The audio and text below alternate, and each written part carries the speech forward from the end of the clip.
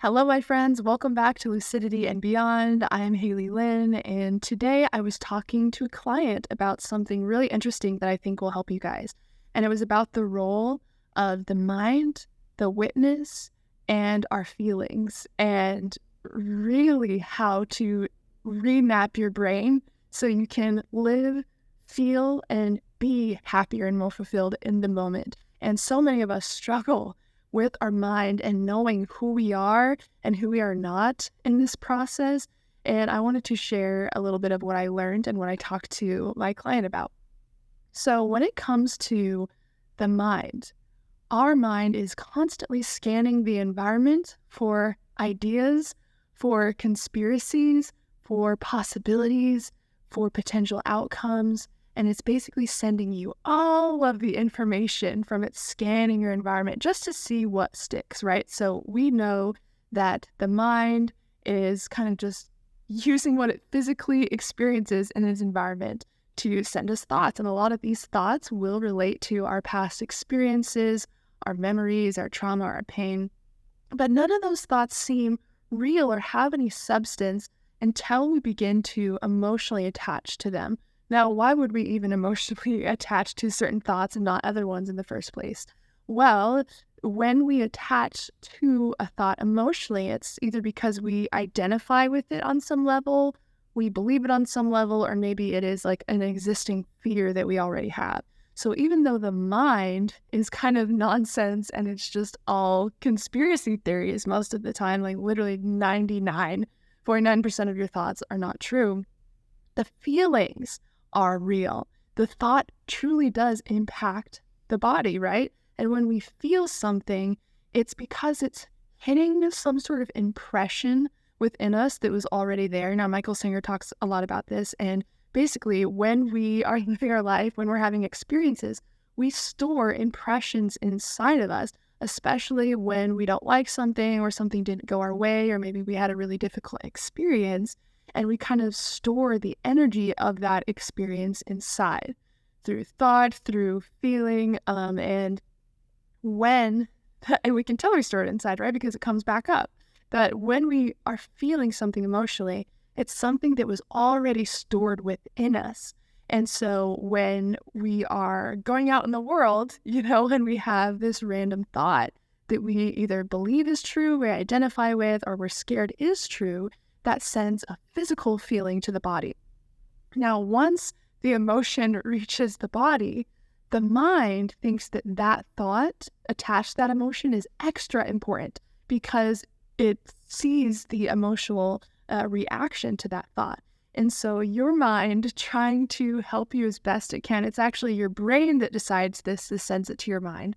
Your brain's like, oh my gosh, this thought is clearly important, so I'm going to send it to you over and over and over to make sure that you can avoid it. And so that's when we get caught in, overthinking or getting stuck with emotion or experiencing panic and anxiety come up over and over and over. It's because something on the outside is touching one of our impressions inside. Now, there's a couple roles that we have with the mind and with the body that we can do to kind of move through this experience. So as far as our role with the mind, it's our job to move back into the seat of self as much as possible so we can remember that we are not the mind. Because as soon as we think that we are the mind, we suffer, right? We really emotionalize with these thoughts that we are having, and they affect us all throughout the day. And as soon as you step back into the seat of awareness, you can realize that your mind is talking constantly, whether you're present for it or not. Your mind is constantly talking, especially to itself.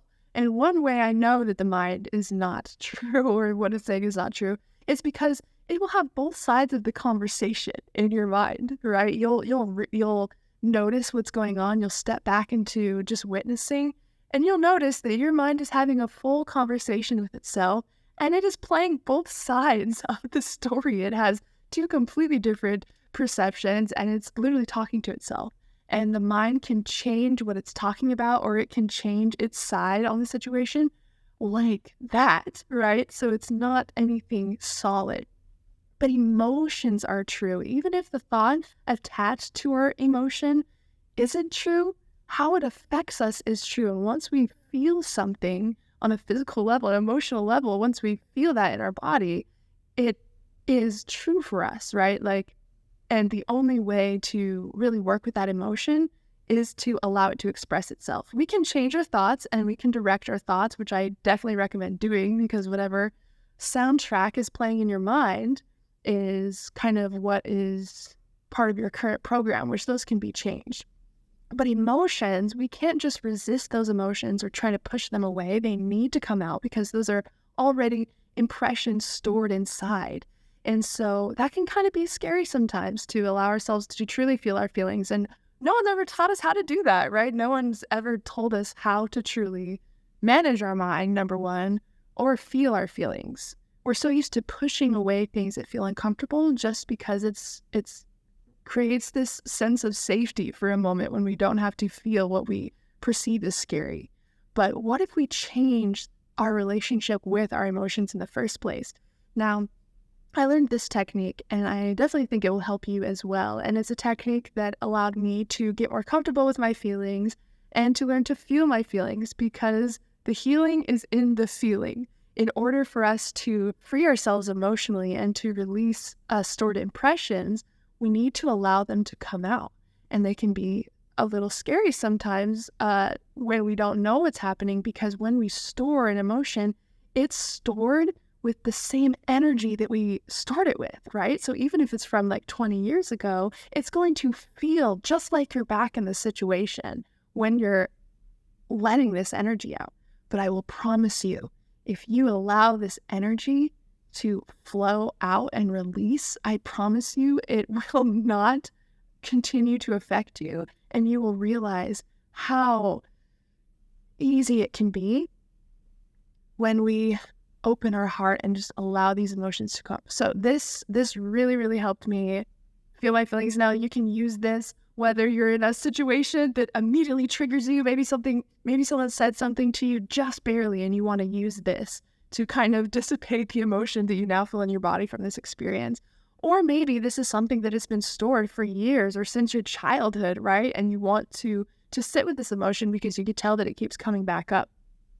So you just take a nice deep breath out. You want to exhale first. So exhale all of the oxygen, and you want to imagine your body is a well. And as you're exhaling, there's a bucket that is being dropped into your belly or wherever you're holding your emotion, right?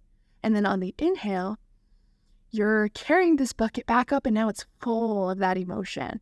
And then once it reaches the top of your head, on the next exhale, you pour it over your entire body. Now, this is so powerful, and it only takes a couple of seconds. And what this does, it, number one, allows us to witness the emotion, right, as we go down into the body. It allows us to hold the emotion and bring it up throughout our body.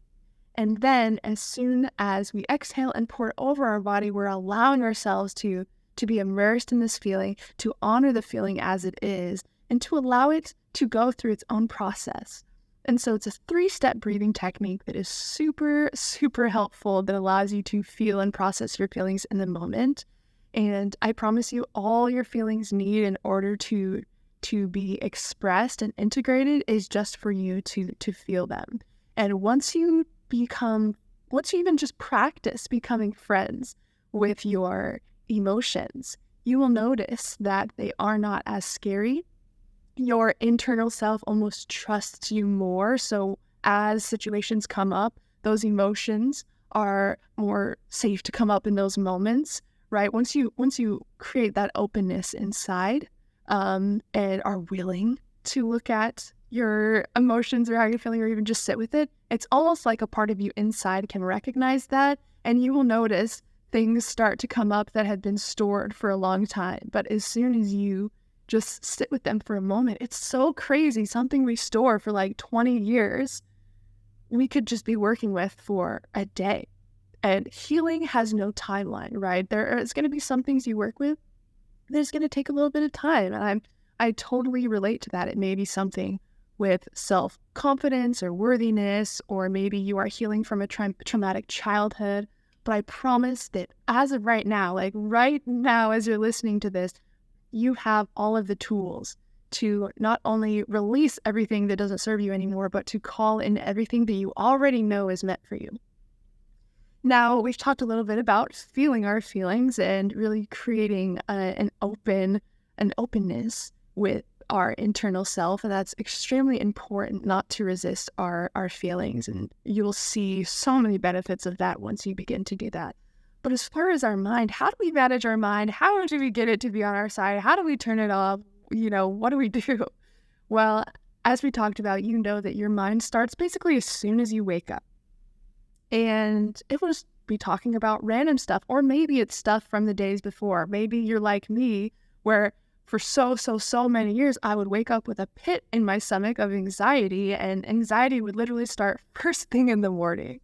Even if that's not where you are, I'm sure that you are familiar with having, an overactive mind. Even when you're not present to be a part of the conversation, it's still talking, right? And so what I like to do is I, first of all, recognize that everything that's coming in from my mind is not me, and a lot of it may be a set of thoughts that I'm used to thinking, because neurons that fire together wire together. And if you're used to thinking a certain set of thoughts, it's going to take a second to break that pattern and to introduce a new soundtrack that's more helpful to you, right?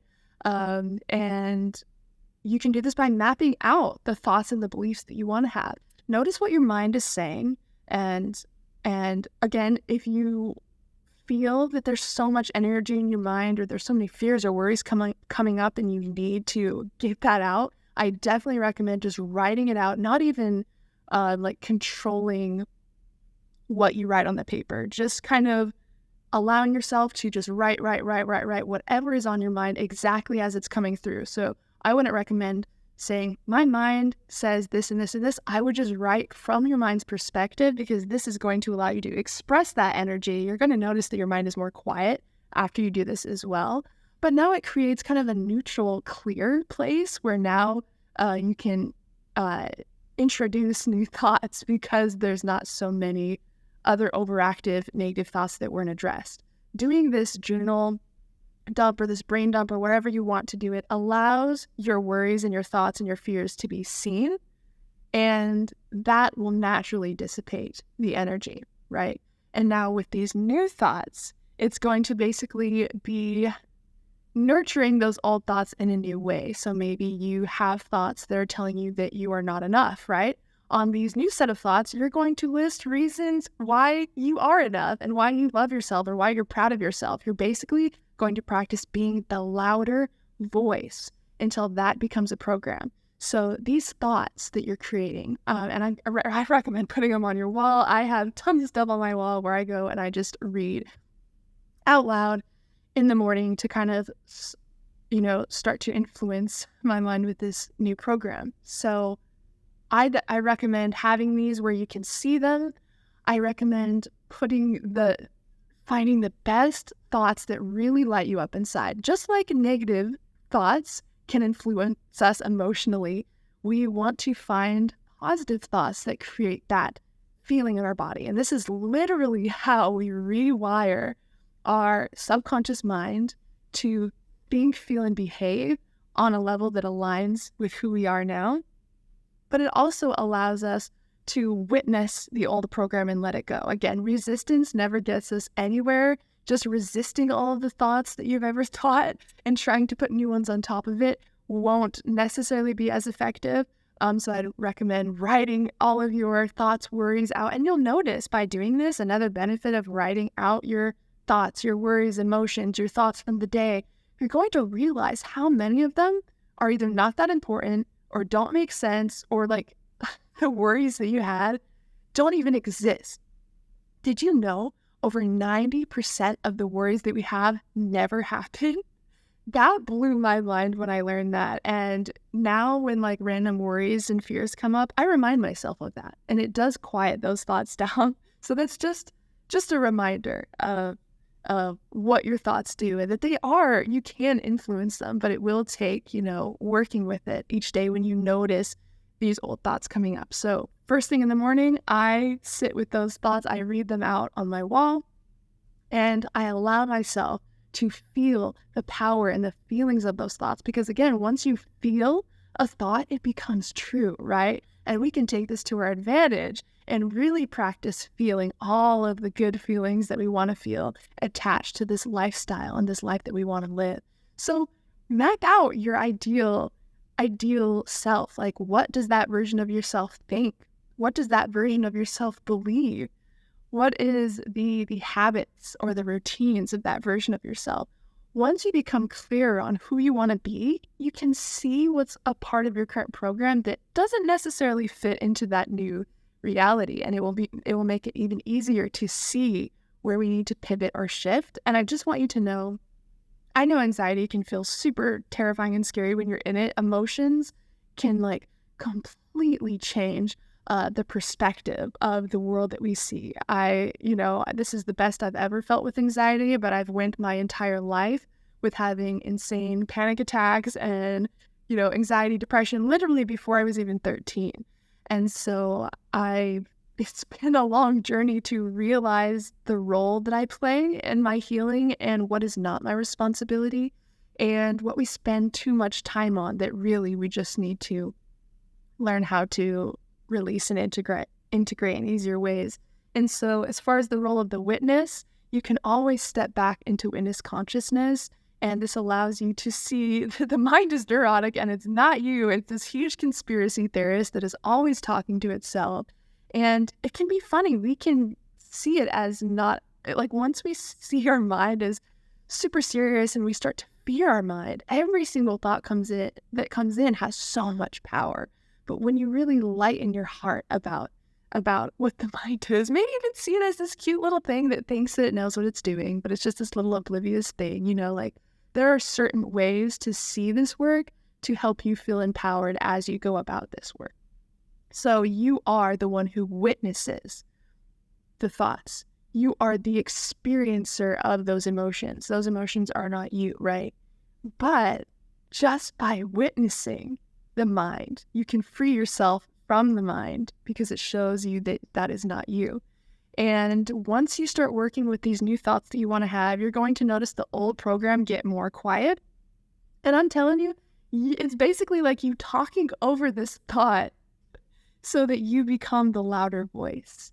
And I promise you, the more you do this, the more feeling you will feel with these new thoughts, the more they will become beliefs. And that's actually how beliefs are created, by the way, is a thought attached to a specific emotion with repetition, and that becomes our new belief systems. So we can work with this each day, piece by piece, and we will notice that mind start to get quieter and that voice that we have been implementing actually start to take over.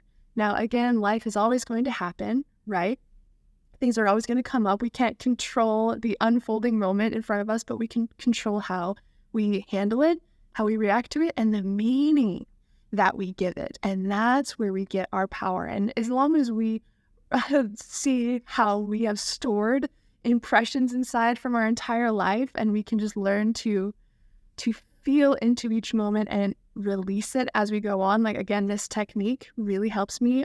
Michael Singer also has one called Relax and Release, and it's basically the same thing where you notice the emotion, you relax and breathe into it, and it releases on its own when we stop resisting it. It's so crazy what this relaxation technique does. And this breathwork one I talked to you guys about does basically the same thing. And so I recommend playing with this. Practice feeling your feelings through this relax and release technique or this bucket in the well technique. And practice looking at your thoughts from witness consciousness. So stepping back into the seat of awareness and just watching what's going on without you even being involved. This is really going to empower you to know that it's not as serious as we believe our mind is. And then really playing in the field of infinite possibility and potential and mapping out who you want to be, how you want to feel, what you want to think, and just by these simple little changes and just by understanding the role of the witness, the role of the mind, and the role of feeling our feelings, we can really understand our unique place in this healing process and understand what we don't really need to worry about. So I hope this was helpful for you guys. Let me know what techniques you use for feeling your feelings, managing your mind, or anything a part of your personal practice that you think would that relates to this. If you got anything out of this and you are enjoying the podcast, make sure to rate and review the podcast on wherever you listen. And if you are watching this on YouTube, make sure to subscribe so you don't miss out on any future videos. I love you guys so much. Thanks for tuning in, and I will see you in the next one.